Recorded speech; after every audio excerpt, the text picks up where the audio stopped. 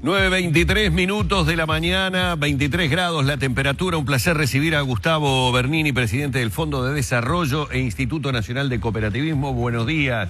¿Qué tal? Muy bien, muchas gracias por invitarme y estar una vez más acá. Bueno, muy bien. De alguna manera creo que hablar del Fondes hoy, y a la luz de tal vez más de una mención en el carnaval uruguayo. ¿Y por qué digo esto? Porque como que de alguna manera se ha extrapolado hacia lo que es nuestra máxima fiesta popular una serie de críticas que al principio uno podía decir estaban reducidas o se circunscribían a la oposición política. Críticas que el Fondo había tenido fundamentalmente por las asistencias a determinadas empresas que terminaron cerrando. Esto, más que nada, atribuido, digamos, a la gestión del expresidente José Mujica. Eso se ha visto reflejado también humorísticamente en la crítica irónica, mordaz que normalmente plantea el carnaval uruguayo. Y el Fondo se ha quedado un poco, y esto es como la primer pregunta, como el culpable, entre comillas, de haber prestado dinero a ver, por decirlo de alguna manera y gráficamente, a Titanics. Es decir, a emprendimientos que se sabían que estaban llamados a naufragar. ¿Es tan así o se ha agrandado o se ha amplificado un poco esa sensación que ha quedado después del gobierno del expresidente Mujica? Yo creo que el Fondes es una herramienta formidable.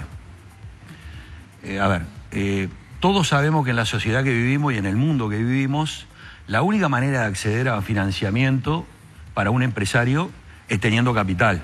El que no tiene capital no accede a financiamiento. Los fondos de desarrollo no es un invento en el Uruguay, es una herramienta financiera que se utiliza en el mundo y es una herramienta que se utiliza precisamente para atender a aquellos sectores emprendedores que no cuentan con el respaldo de una garantía, de un inmueble, de certezas precisamente a la hora de brindar su garantía. Está bien que los bancos la tengan. ¿Por qué? Porque es dinero de los depositantes. Cuando nos olvidamos de eso, tuvimos la crisis del 2002, todavía la estamos pagando. 4 bancos quebrados, la gente con el corralito, el endeudamiento en dólares, 80% de endeudamiento en el banco hipotecario, 400 millones de dólares nos salió capitalizar el banco hipotecario cuando creamos la agencia de vivienda, ¿se acuerdan? La reestructura. O sea, los altibajos del problema del mundo financiero en el Uruguay estamos quemados con leche. En este caso lo que se trató de crear fue una herramienta que objetivamente en una primera instancia, y hay que ver el contexto en que se creó, a través del decreto en el gobierno Mujica, aspiró a atender a aquellos emprendimientos, a aquellas empresas, muchas de ellas paradigmáticas, Cristalería del Uruguay, Funza, Pailana, Metzenicena, faltaba la Honda, pero se fundió antes. Y objetivamente esas empresas venían luchando desde hacía mucho tiempo sus trabajadores con la consigna quiebra el empresario, no podemos dejar quebrar la unidad productiva. Y había una voluntad férrea con horas solidarias para mantener la maquinaria, esperando que alguien tuviera la capacidad de colaborar con ellos. Lo que se dio fue, con ese fondo se generaron solicitudes de financiamiento, muchos de esos emprendimientos, y están por suerte ya mandamos todo lo que nos pidieron, los pedidos de informe, etcétera, todo el sustento de los proyectos que se financiaron, con las distintas variables. Es cierto de que no nos fue bien. ¿Por qué no nos fue bien? Y uno tiene que analizar por qué. Yo creo que tenemos que aprender porque la herramienta sigue siendo formidable. Por eso cambió la ley, por eso asume una nueva administración, cambia la ley, se nos da a nosotros como INACOP, que es el instituto especializado en el fomento y desarrollo de las cooperativas y la economía social, la gestión de esa herramienta. Claro, nos tenemos que ocupar mucho más para evitar que se nos caigan algunos emprendimientos, muchos de ellos que tienen un impacto social muy grande. A ver, yo iba en Palme Olmo cuando quebró Metzenicena, era una gran olla popular en Palme Olmo. No había otra fuente de trabajo que no fuera esa fábrica. Y como esto, ¿qué hablar de Pailana? ¿Qué hablar de Puerto Sauce en Juan Lacase? Ahora con el problema de Fanapel es todo un drama. Entonces, quizás lo que prevaleció fue la atención a esos emprendimientos que objetivamente tenían un riesgo importante, los fondos de desarrollo siempre tienen riesgo, y objetivamente por problemas de incapacidad de gestión en algunos casos, por problemas no previstos quizás en el proyecto original. Por ejemplo, ¿quién iba a pensar que Funza tuviera como 6 cheques por millones de dólares sin cobrar porque Venezuela no les paga? Nos pagó la mitad de la deuda, FUNSA. Cuando cobra, nos paga. Pero no paga a Venezuela. Urutransport vende transformadores. A Venezuela no paga a Venezuela. A Conaprole tampoco le pagó a Venezuela. A las arroceras tampoco. El Parlamento le votó un crédito puente de 60 y pico millones de dólares. O sea, algunos padecen la realidad que padece la industria nacional. Me estoy peleando, y hasta con el negro Lescano en la embajada en Argentina estamos hablando muy bien dispuestos. Olmos, el principal mercado es Argentina. Nos quejábamos de Kirchner porque cerró la frontera. Asume Macri y dijimos, bueno, abre la frontera. No duró un mes. El lobby de los grandes empresarios argentinos, no por nosotros, por Brasil, empezaron a imponer barreras no arancelarias. ¿Qué nos pasa? Clientes que te compraban $200.000 por mes, algunos de ellos dijeron, muchachos, tengo que cambiar de proveedor. ¿Qué pasa al revés? Ferrum, la principal empresa argentina que echó como a 500 obreros ahora, está metiendo los sanitarios de ellos acá, claro, por menos del costo. Entonces, no solo no nos dejan competir allá, sino que nos hacen competencia desleal acá. Eso, sea cooperativa, sea empresa tradicional, lo que sea, nos mata. ¿Y qué se puede hacer? Y bueno, Uruguay 21, Carámbula nos está dando una mano, el negro Lescano, perdonen que lo diga así, compañero de toda la vida, el embajador Lescano en la Argentina, trabajando para eso, Cancillería, Ministerio de Industria, la ministra Cose recibió hace pocos días también a los trabajadores. O sea, hay un operativo que el gobierno tiene que asumir para tratar de resolver este tema, porque objetivamente, dentro de lo que es el Mercosur, el tire y afloje es permanente. Entonces, el ejemplo de Olmos es uno, lo de Venezuela, y bueno, ¿saben lo que hace la gente de FUNSA? Cada tanto va a Venezuela, un compañero va, se maneja con los responsables de las empresas públicas que son las que importaron las cubiertas para el transporte público de allá, y rescata, algo rescata, siempre. Y viene y paga, nos paga a nosotros, y con eso, con lo que le queda, materia prima, sigue trabajando, metiendo mercadería acá. O sea, no tienen capital, si no cobran. No hay una base de respaldo. Entonces nos pasó de todo. También es cierto, en algunos emprendimientos faltó capacidad de gestión. O sea, los trabajadores eran muy buenos haciendo las cubiertas, no es el caso de FUNSA, que le ha ido bien, pero digo, cualquier otra de las empresas, pero no tenía una mirada estratégica. No hay que confundir que por más cooperativa que sea, vos tenés que competir, y el mercado es criminal, y que vos tenés que ser mejor que el otro, y tenés que bajos costos y competir en precio en el mercado, y sobre todo en el mercado internacional. Y bueno, sí, algo de eso también hubo. Hemos aprendido, ahora estamos tomando una nueva estructura del Fondes junto con el INACOP, lo hicimos a través de SPA Ferrer, una consultora, hicimos un llamado que nos ayudara a ver un nuevo diseño. En estos días estamos tomando a una persona que va a estar para el seguimiento y el apoyo técnico uno por uno de las empresas. Bueno, a Olmos le contratamos un gerente que nos pidieron. En Puerto Sauce pusimos un auditor, o sea, acompañar este proceso, ¿no? ¿Puerto Sauce es Fanapel? No, Puerto Sauce es la ex textil, la vieja Campomar y Soula, quebró en el 94, pasó a ser a Golán, claro, 20 y pico de años, pérdida. Lo que queda es esto. Lo que queda es este colectivo que no, insisto, es el único financiamiento que dio este nuevo fondo SINACOP.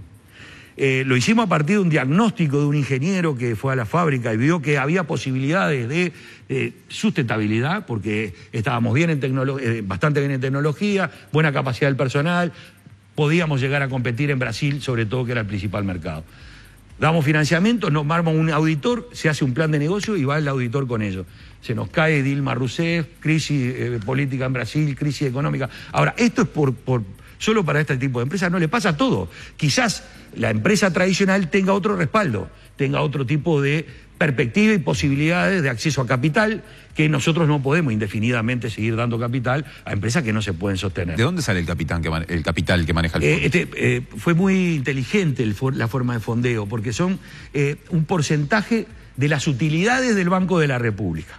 O sea, un Banco de la República que históricamente nunca estuvo muy bien en materia de patrimonio, justamente por problemas de préstamos, perdonazos, leyes de refinanciación. Esa es la historia del Uruguay también. Sin embargo, en los últimos años tuvo capacidad de generar rentabilidad y dentro de la Carta Orgánica del Banco República se votó un artículo por el cual el banco, luego de ajustar su balance, el patrimonio exigible, la devaluación, la evaluación, etcétera, un porcentaje que llega hasta al 30% de lo que ganó el banco ese año se podrá destinar al Fondes. Con la nueva ley va mitad para el Fondes, que atiende por INACOP a la economía social, economía colectiva, cooperativa, autogestionaria, empresas de la economía social, y la otra mitad para la ANDE, que es la Agencia Nacional de Desarrollo, que atiende a la micro y pequeña empresa, que también se financia con parte de las utilidades que da el Banco. La idea es buena, en realidad son dineros que el banco tiene, que van para rentas generales o para su propia capitalización, y un porcentaje de ella para este fondo de financiamiento. Objetivamente, en estos años y a la realidad de hoy, es una realidad compleja. Hoy nos preocupa más que no se nos caigan más empresas de estas, claro, que cobrar, porque si se caen no cobrás. Entonces, esa es la realidad que vivimos. Para adelante la idea es diversificar el riesgo. Uno de los problemas es que pocas empresas captaron la mayor cantidad de financiamiento. Entonces, cuando vos tenés los huevos en la misma canasta, claro, aquello de que yo reparto, entonces la nueva ley dice ninguna puede tener más de un 10% del total de la masa a financiar. Entonces, nuestra idea es hacer llamados a cooperativas o empresas autogestionadas nuevas que apunten a producir, y tenemos estudios de producción y de mercado, qué es lo que puede tener oportunidad Uruguay de producir y ser sostenible.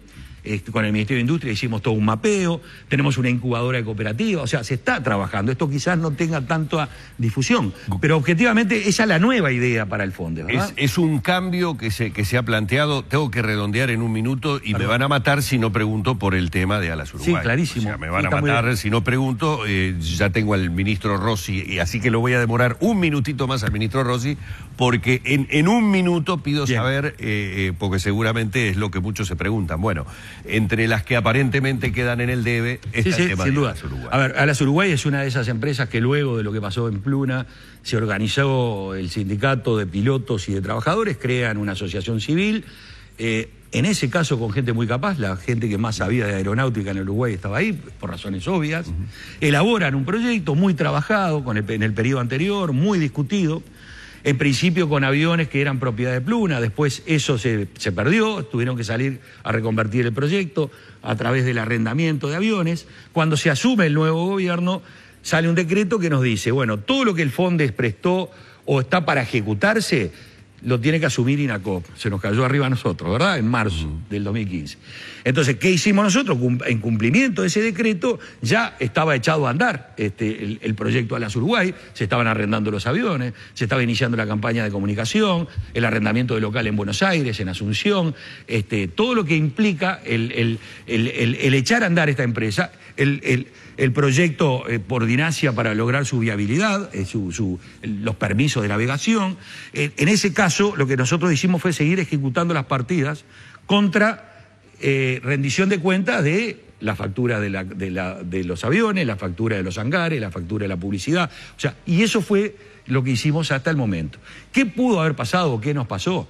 Yo creo que se demoró bastante más de lo originalmente pensado, y lo dijimos en su oportunidad, medio desesperados, en cuanto a la habilitación para poder volar.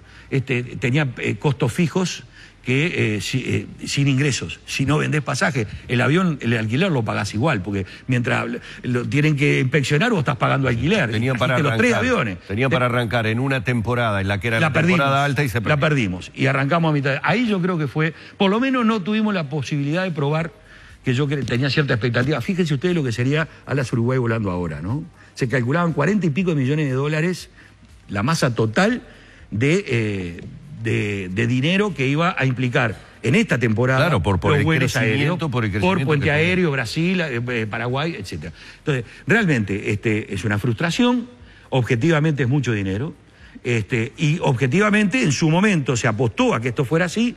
Yo creo que siempre va a ser discutible. Claro, ahora es el diario del lunes. Si le hubiese ido bien, quizás no estábamos hablando de la situación. Le fue mal, y bueno, yo creo que tenemos que dar respuestas en esto, por eso la interpelación, y vamos a dar la respuesta legítimamente, ¿no? Que correspondan. Gustavo Bernini, presidente del Fondes, del Instituto Nacional de Cooperativismo.